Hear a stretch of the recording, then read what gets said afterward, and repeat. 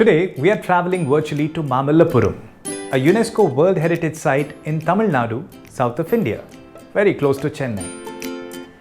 Most of the monuments that you see in Mamallapuram were built by the Pallava kings in the 7th and 8th centuries. Today, though, we are going to visit a monument that the Pallavas probably had nothing to do with. The Butterball, a rock that refuses to roll.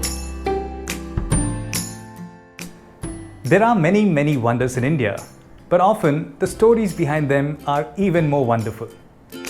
This is the Butterball. It's been standing here for over 1200 years at least, seemingly defying all laws of physics. It stands on a small and slippery base on an incline that should really push it over. Yet, this rock miraculously balances itself and stands proud. What's its story? Locally, this rock is called Vaanirai Kal.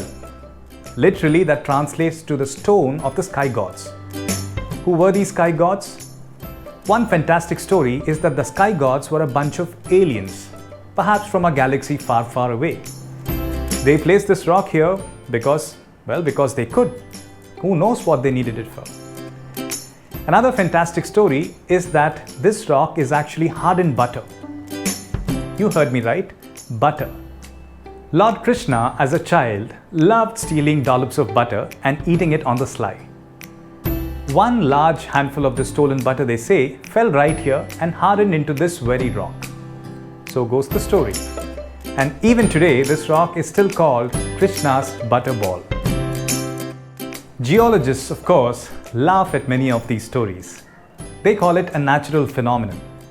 It seems it is the friction between the rock and its small 4 feet base, and of course the center of gravity that holds it in place.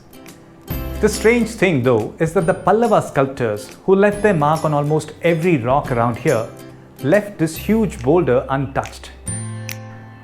Surely they couldn't have missed spotting this rock.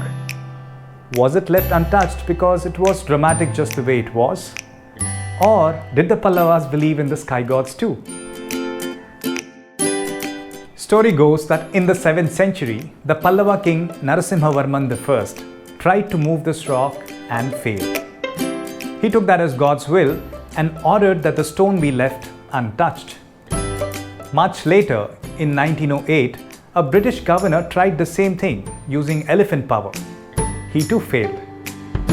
And over a century later, the Butterball still stands in the exact same location, maintaining a fine balance and making for a fantastic photo opportunity.